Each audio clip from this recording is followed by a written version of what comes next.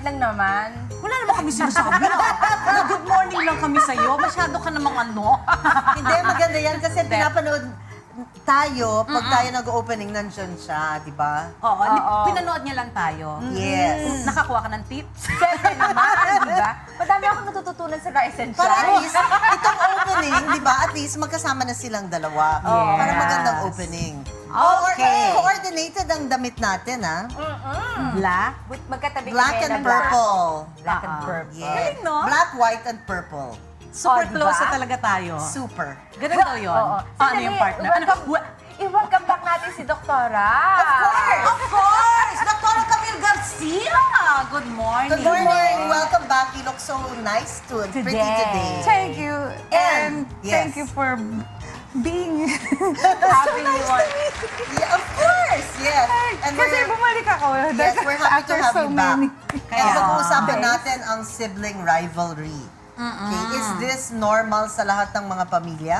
Okay, pag sinabi kasi natin sibling rivalry, akala natin kaagad may away. Unang-una, it's a normal thing na ang mga magkakapatid palagi nag-aaway. Na hindi man natin nakikita na physical yung pag-aaway, kumisan yung inggitan na ganyan, makikita mo. Pero once it goes beyond yung sabihin natin na, ay gusto ko to, ganyan yung ganyan lang yung away. Tapos makita mo nagkakasakitan na. Yan na yung Yun ang sinasabi iba. natin. Talagang ibang klaseng rivalry na nale-level up. Especially, alam ko, sinasabi nga ng daddy ko, yung, di ba, everybody says, the root of all evil is money. But usually, yung mga problema, it stems up from money, no? Pero sa mga magkakapatid, hindi pa siguro pera ang pinagtatalunan nila o Well, minsan magkakaroon kasi, ng kunyari, bakit siya binilhan mo ng ganito, ako wala? Attention also. Bakit, Attention, yes. bakit mo ginawa? Bakit siya ganito yung treatment mo? Bakit sa akin ganito? Siguro, Yes. ang importante, lalo na palagi natin sinasabi sa mga magulang, yung communication between them at saka sa mga bata. Kasi first and foremost, baka kasi tayo nagkakamali din in the notion na pag umalis tayo, tapos merong bibilin, kailangan pare-parehas ang binibili sa atin. So, pag sinabing ganito na ibibili ng damit, pare-parehas na kung minsan na kulay na damit or yung ganun. Hindi natin naiisip na bilang mga magulang, may mga certain needs ang mga bata. So, why not ask na pwedeng parehas na t-shirt, pero hindi yung ganoon. Na, Okay. Tapos i-explain mo na kasi yun yung gusto niya, tapos yun naman yung gusto mo. So, more or less, i-explain nyo, una, mga ineng, mga na... Mga ineng. Mga ineng, mga dodong. na pwede ba ang budget natin 50 Ganito pesos lang. lang or tigo Yes. 100. So ngayon, so hindi kayo pa pwede magsabi na, bakit siya ganun? Yun yung pinili niya, yung worth 100 na Yun, ganun. better. Di ba, para maiintindihan. So, pwedeng maiwasan pala ang Oo. pagkakaroon din ng sibling rivalry. Oo, tsaka parang ang nangyayari, Dok, galing pala sa aming mga magulang kung bakit sila nagkakaroon ng Ganun ba sibling yun? rivalry. Not necessarily. Kasi kumisan meron naman din na, halimbawa, lalo na ngayon, usong-uso yung mga tablet. Paano kung iisa lang ang tablet?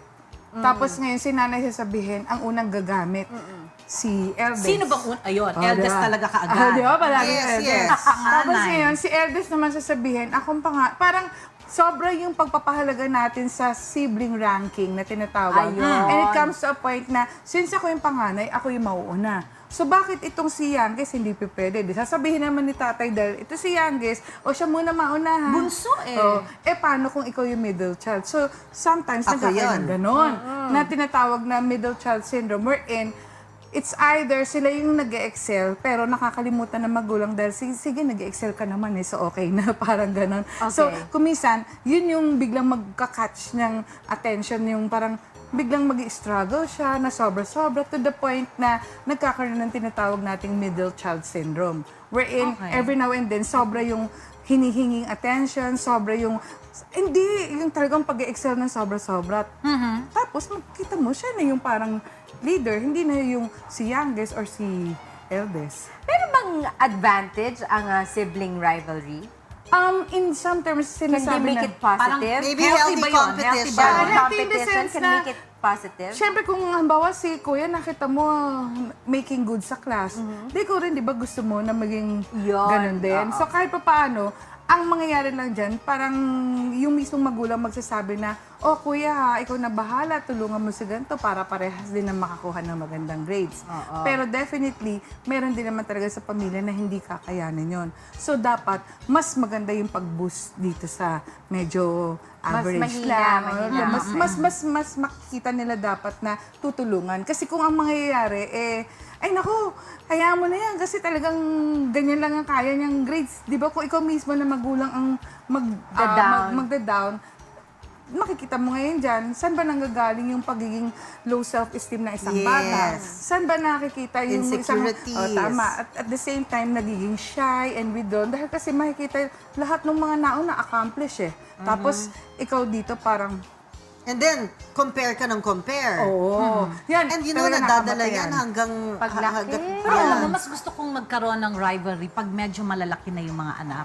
Kasi parang tahimik lang sila, pero yun nga lang hindi nagpapansin. Kasi naalala ko lang yung mga anak ko, nung maliliit pa, siguro mga 5 and then 8, tahimik sa bahay, naglalaro sila. Ay, kung ano nangyayari? Parang wala yata ako naririnig.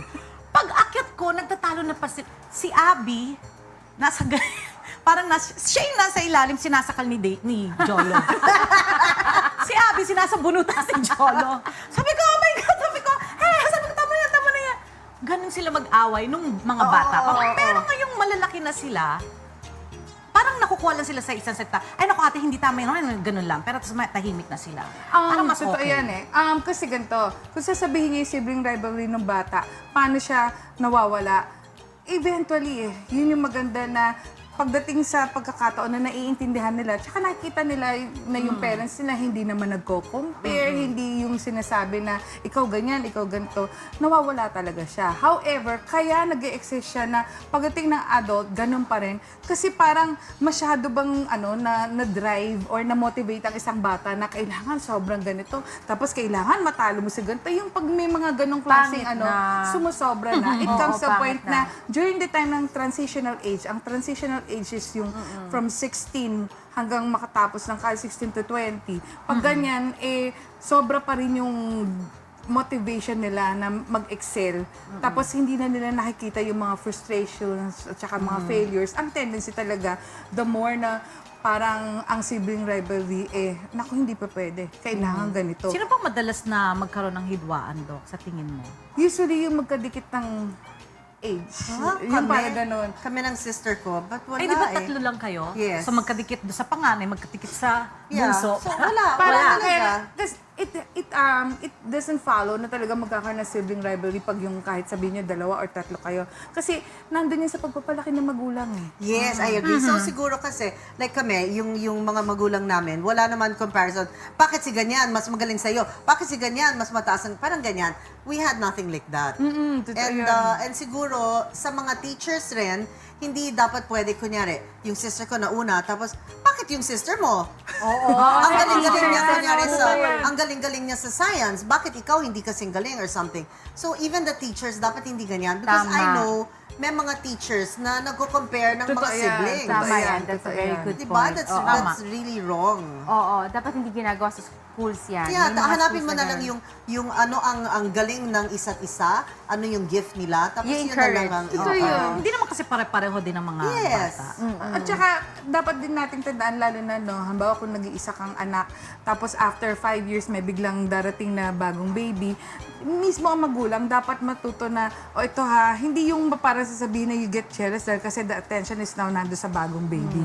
So dapat talaga, parang, ikaw magiging ate ka na or magiging Yes. kuya ka na, tapos ikaw tutulungan mo si mami. Oo, binibigyan mo ganyan. ng responsibility na gano'n. Not yung tipong sasabihin gano'n, syempre ha, dapat malaman mo siya na muna yung bang, parang iniinggit mo na kaagad, wala pa Yes, nangyayari, mahirap yung gano'n. Yeah, actually, yes. Lahat ng mga sinasabi ng nanay, di ba, parang, oo nga, ganito ako. And then, oo nga, parang ako na yung hindi papansinin, di ba, like that. And then you Dok, carry bakit kaya that. ganito, no? Kung halimbawa nagkakaroon ng alita ng magkakapatid, ang sisi lagi nasa magulang. For reasons na kasi, remember, ang parang sinasabi nga natin sa atomic family, parang, di ba, sila yung talagang ang mga magulang ang talagang nagmo-mold kung ano yung magiging mangyayari sa mga bata. So kung sinasabi nyo na yung pag-uugali mo, na nadala mo, So, like for instance, kung nung bata kayo, very competitive ka dun sa sister mo. Tapos nakita mo na hindi ganun yung anak mo. Parang ikaw yung nagbibigay ng input eh. Tapos lalo na kung nakikita na kahit matatanda na kayo, nandun pa rin yung rivalry. Okay. Di ba, ang hirap yung gano'n na sana pag sinabi gano'n, kasi naalala ko kasi bigla yung mother ko at saka yung aunt ko. Hindi sila pwedeng, hindi parehas yung itsura ng regalo nila. Kasi yung youngest sister, parang pag nakita, ba't sa mama mo, ang laki-laki ng kahon. Ba't yung sa akin, maliit yung kahon? Uy, may mga ganun pa lang nagko-compare na tatanda na nila. Tapos, yung napaka-petty things na pag-aawayan. Yan ang Doc ang gusto kong malaman. Kunyari matatanda na, like sa age natin, meron pa ring sibling rivalry. Meron bang pwedeng magawa para matanggal yun? Lalo na pag negative na yung parang... At saka, Pag you're oo. over 21 na eh. Oo. So usually, whatever you learn, no, yung Parang values matitigas at na lahat. ang ulo Oo. para pagsabihan mo sila. Is there like Kung a medyo way para, you Tanda know, na nga. maiwasan yung sibling rivalry? Tsaka para maging healthy yung relationship nila? Kahit na sabihin mo na sila pagdating sa ganyan, na sa mga regalo, inggitan na ganyan, yung aunt ko at saka yung mother ko, sila pa rin dalawa yung nagtutulungan.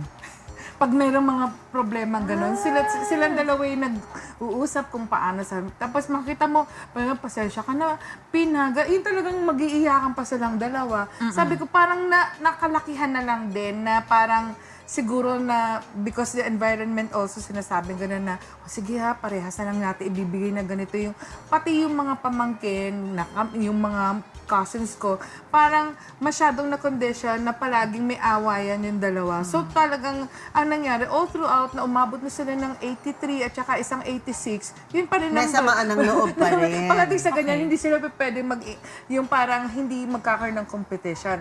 However, because of the maturity na meron ng isang adult, nandun pa rin na, at the end of the day, sila pa rin magkapatid. Hindi sila pwedeng sabihin mo magkahiwalay na mag-aaway na hindi ayos yung kanilang mga ganong petty things. So, siguro, nandun yun sa kung paano nila isosolve yung kanilang mga conflicts eh. Okay, Doc. Kung halimbawa, 7 kaming magkakapatid, pagkatapos meron kaming may pupuntahan ng nanay at tatay ko, napakadami naman namin para isama kami. lahat.